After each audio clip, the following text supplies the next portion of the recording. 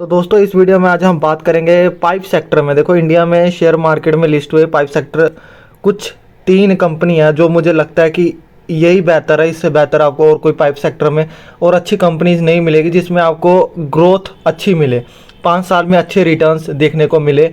वो मैं आज डिस्कस करूँगा इन तीनों में से हमें कौन से स्टॉक खरीदने चाहिए। तो देखो पहले स्टॉक की बात करें, देखिए इस स्टॉक का जो मार्केट कैप है 47,000 करोड़ का मार्केट कैप हो चुका है। जिस कंपनी की बात कर रहा हूँ एस्ट्रल पाइप।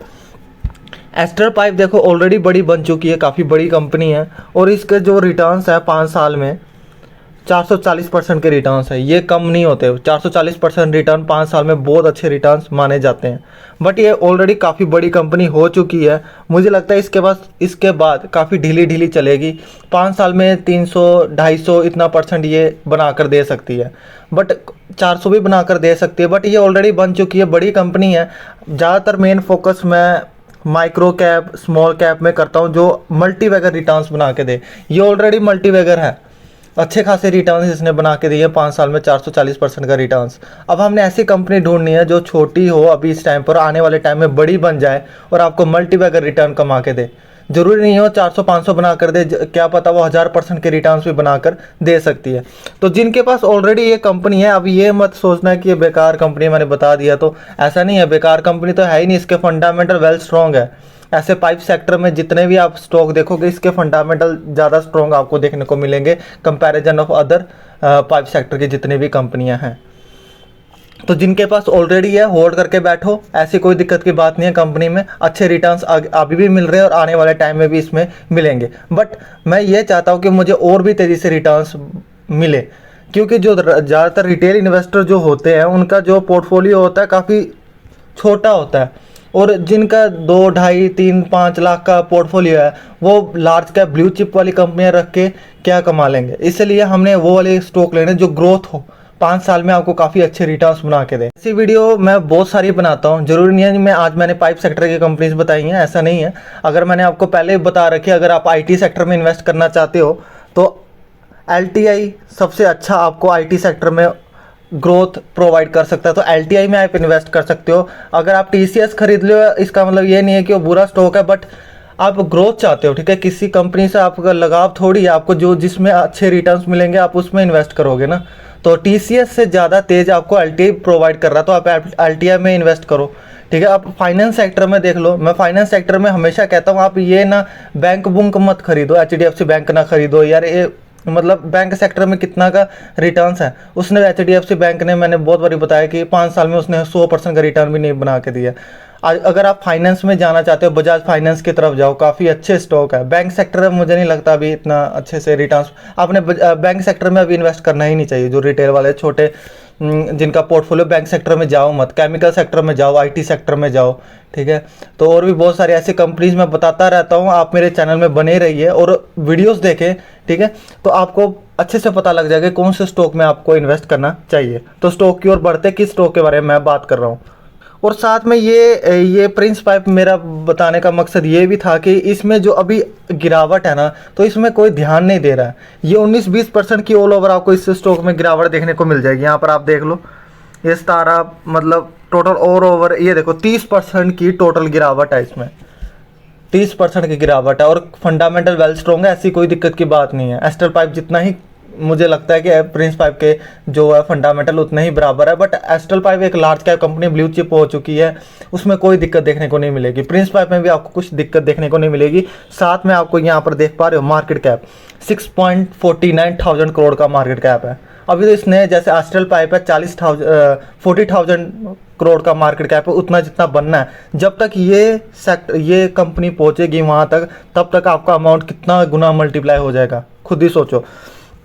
तो इसका जो हाई गया था 897 गया था, अभी तो आपको 586 रुपीज़ का ये मिल रहा है। तो अभी 30% की गिरावट है, ऐसे मौके हमने छोड़ने नहीं चाहिए। इसमें काफ़ी लोग अभी ध्यान दे रहे हैं केमिकल सेक्टर में ज़्यादा, बट केमिकल सेक्टर में भी ध्यान देना, क्योंकि ज़्यादा तेज़ी से रिटर्न्स आपको केमिकल सेक्टर भी बना के देंगे। मैं कह रहा हूँ पाइप सेक्टर में अगर आपने इन्वेस्ट करना है तो प्रिंस पाइप की तरफ जरूर ध्यान दें। अगर इसमें 5 साल के रिटर्न्स देखें, 285% के इसने रिटर्न्स बना के दिए और 5 साल इसको पूरे नहीं हुए हैं दोस्तों। इसका जो मार्केट में लिस्ट हुई थी 2020 को मार्केट में लिस्ट हुई थी, अभी 2022 चल रहा, लास्ट महीना मतलब मुश्किल से 2 साल ही हुए हैं। दो साल के अंदर अंदर 300% के मोटा माटी आपको रिटर्न्स इसने बना के दिए, गिरावट होने के बावजूद भी 30% का। तो आने वाले दिनों में इस पर अगर आप ध्यान देते हो, अभी इस टाइम पर खरीदते हो, आने वाले दिनों में आप मल्टीबैगर रिटर्न्स कमा लोगे। तो पाइप सेक्टर में आपने ज़्यादा सभी में नहीं लगा देना है, एस्ट्रल पाइप में भी लगा दिया, प्रिंस पाइप में भी लगा दिया, अपोलो में भी लगा दिया। अपोलो भी अभी 2000 करोड़ का मार्केट कैप है, 2000 करोड़ का मार्केट कैप है उसका। तो अपोलो पाइप में भी ध्यान दे सकते हो। बट मैं फर्स्ट अगर नंबरिंग करूँ तो पहले नंबर में अगर आप इन्वेस्ट करना चाहते हो तो पहले प्रिंस पाइप है, फिर अपोलो है, फिर उसके बाद आप एस्ट्रल में इन्वेस्ट कर सकते हो। मैं उनके लिए बता रहा हूँ जो ग्रोथ रिस्क लेना ही पसंद करते हो और साथ में जिनको ग्रोथ चाहिए काफ़ी तेज़ी से। एस्ट्रल पाइप में भी तो गिरावट होती है काफ़ी तेज़ी से, उसमें भी गिरावट होती है, गिरावट इसमें भी होगी क्योंकि ये तो छोटी कंपनी है, 30-40% गिरना तो आम बात रहेगी इसके लिए। अपोलो पाइप तो और ज़्यादा तेज़ी से गिर सकता है, 2000 करोड़ का मार्केट कैप है। तो इसी हिसाब से आपको अपने मेंटली प्रिपेयर रहना है, जितनी छोटी कंपनी में आपने इन्वेस्ट करना उसी हिसाब से अपने आप को भी संभालना है कि हाँ इसमें गिरावट होगी तो इतनी गिरावट मान के चलिए कि गिरावट होगी। और अगर आपको रिटर्न्स मिलेंगे, अनलिमिटेड रिटर्न्स मिलेंगे।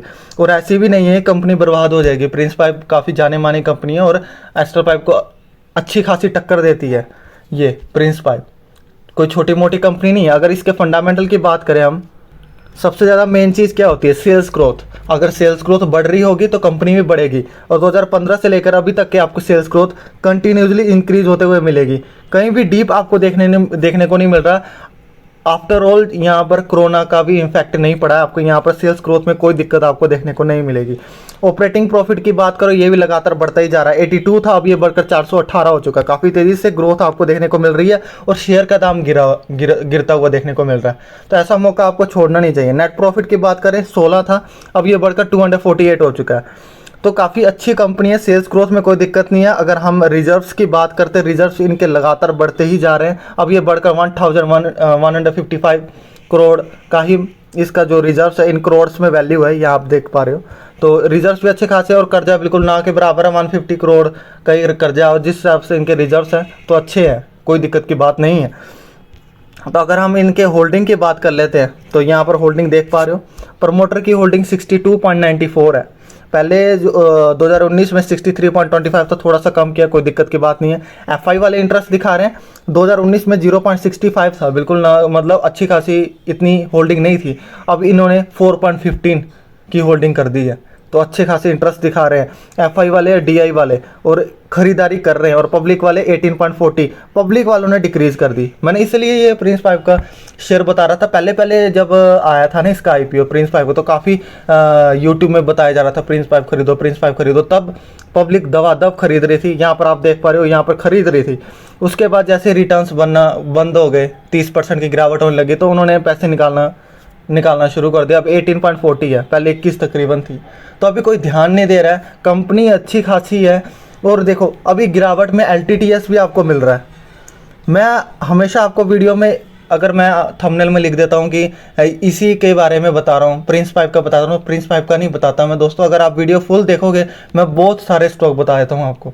तो ऐसा नहीं है, ठीक है, आप वीडियोस पूरी देखा करो, क्योंकि मैं बहुत सारे वीडियो में बहुत सारे स्टॉक आपको रिकमेंडेड करता हूँ। तो क्या पता वो स्टॉक आपको इस टाइम पर खरीदने में, आपको आने वाले टाइम में और ज़्यादा प्रॉफिट बना के दे। तो सीखने को भी मिलेगा, साथ में स्टॉक भी पता लग जाएगा कौन से आपको खरीदने चाहिए। अभी एलटीटीएस गिरावट में है, इसको खरीदो, ठीक है।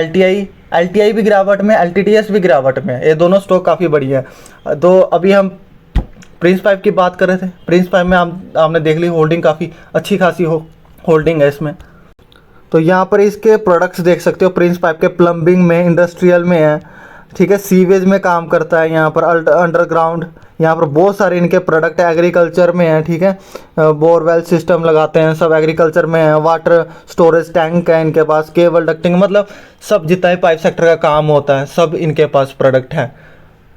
देखो एक और कंपनी है अपोलो पाइप, मैंने आपको बता दिया 3 कंपनी है। अपोलो पाइप का मार्केट कैप भी काफ़ी छोटा है, तो ये भी बहुत तेज़ी से आपको रिटर्न्स प्रोवाइड कर सकती है। तो अगर मैं कंपैरिजन करूं, पहले नंबर में किस में दूं और दूसरे नंबर को किस में दूं, तो पहले नंबर में मैं प्रिंस पाइप रखूंगा, ठीक है, सेफ है, रिटर्न्स भी आपको मिल जाएंगे, मतलब रिस्क बहुत कम मुझे एक हिसाब से लगता है जिस कंपैरिजन देन अपोलो पाइप। इसी वजह से मैंने जो प्रिंस पाइप है 1 नंबर पर रखा है और दूसरे नंबर में अपोलो है। और तीसरे नंबर में मैं एस्ट्रल रखूंगा, क्योंकि मैं देखो लार्ज कैप कंपनी इसलिए मैं इसको यहाँ पर रख रहा हूँ, क्योंकि मुझे लगता है कि इसके जो ग्रोथ है वो काफ़ी धीरे धीरे हो सकती है आने वाले टाइम में, comparison then in Prince pipe और अपोलो पाइप में। तो अपोलो पाइप और प्रिंस पाइप में काफ़ी तेज़ी से रिटर्न्स बन सकते हैं, एस्ट्रल पाइप थोड़ा धीरे धीरे करके चल सकता है। और गिरावट भी एस्ट्रल पाइप में भी उतनी गिरावट होती है, गिरावट इसमें आपने पिछली बार भी देखी होगी, इसमें भी अच्छी खासी गिरावट होती है। बट प्रिंस पाइप और अपोलो पाइप में आपने गिरावट के लिए पहले ही मेंटली प्रिपेयर रहना, मैंने आपको ऑलरेडी बता दिया, इसमें गिरावट काफ़ी तेज़ी से बनी रहती है। तो अपोलो पाइप की बात करें, ये 2019 में लिस्ट हुई थी, 2019 में लिस्ट हुई, अब तक इसके रिटर्न 345% के रिटर्न्स हैं। तो ये भी वही प्रोडक्ट 10 के पास जो प्रिंस पाइप मैंने बताया, ठीक है, थोड़े ऊपर नीचे हो सकते हैं बट प्रोडक्ट सभी के सेम है। एस्ट्रल पाइप की बात कर ले, प्रिंस पाइप की बात कर ले, अपोलो पाइप की बात कर ले। तो अपोलो पाइप के एक बार फंडामेंटल देख लें। देखो मैंने एस्ट्रल पाइप का फंडामेंटल दिखाया, इसका मतलब ये नहीं है कि अच्छी ही है, उसके फंडामेंटल बहुत ज़्यादा स्ट्रॉन्ग है इन कंपैरिजन इन दोनों कंपनियों से, उसके फंडामेंटल काफ़ी ज़्यादा स्ट्रॉन्ग है। मैंने इसलिए नहीं बताया क्योंकि मैं उसमें इंटरेस्ट नहीं हूँ अभी इन्वेस्ट करने में एस्ट्रल पाइप में। मैं ज़्यादातर फोकस करूँगा प्रिंस पाइप में, और अगर मैंने पाइप सेक्टर में इन्वेस्ट करना है प्रिंस पाइप में और इसमें अपोलो पाइप में। तो अपोलो पाइप की बात करें, इसके 2011 में 21,1,1 था, उसके बाद इन्होंने यहाँ पर तेज़ी करनी शुरू कर दी सेल्स ग्रोथ में। 2017 में इन्होंने काफ़ी ज़्यादा फोकस किया, 2017 के बाद इन्होंने सेल्स ग्रोथ बढ़ा दिया, अब ये लगातार बढ़ती ही जा रही है, 865 करोड़ की सेल्स ग्रोथ है। ऑपरेटिंग प्रॉफिट भी यहीं से बढ़ी जहाँ से सेल्स ग्रोथ बढ़ी, पहले 31 थी, अब ये बढ़कर 96 हो चुकी है। तो बाकी नेट प्रॉफिट भी उसी हिसाब से चलेगी, अब ये बढ़कर 50 हो चुकी है। तो रिजर्व्स की बात करें, ये भी लगातार बढ़ता जा रहा है, 366 का कर्जा बिल्कुल ना के बराबर है, 39 है जिस हिसाब से इनके रिजर्व्स हैं। तो बाकी होल्डिंग की बात कर लेते हैं हम। तो होल्डिंग में आप देख पा रहे हो प्रमोटर जो है उन्होंने अपनी होल्डिंग बढ़ा दी है, 2019 में 47 था जो कि बढ़कर 52.03 हो चुकी है। ज़्यादातर कंपनी के बारे में प्रमोटर को ही पता होता है कि कैसे आगे आने वाले टाइम में किस तरीके से ये बिजनेस करने वाले हैं। तो एफआई की बात करें, इन्होंने अपनी होल्डिंग जो है डिक्रीज़ कर दी, पहले 2019 में 3.66 थी जो कि कम होकर 1.01 हो गई है, बट डीआई वालों ने अपनी जो है इंक्रीज़ कर दी। जहाँ पर एफआई वाले बेचना शुरू कर देते हैं तो डीआई वाले ख़रीदना शुरू कर देते हैं, डीआई वाले मतलब ख़रीदते हैं तो मतलब एफआई वाले बेचना शुरू कर देते हैं, जब डीआई वाले बेचना शुरू करते हैं तब एफआई वाले ख़रीदना शुरू कर देते हैं। तो बैलेंस बना के रखते हैं, काफ़ी अच्छा प्लस पॉइंट है इंडिया के मार्केट के लिए कि ऐसे बैलेंस बनना चाहिए, नहीं तो एफआई वाले पैसे निकाल देते तो पूरा मार्केट डाउन आना शुरू कर देता है, तो वहाँ पर डीआई वाले काफ़ी सपोर्ट करते हैं।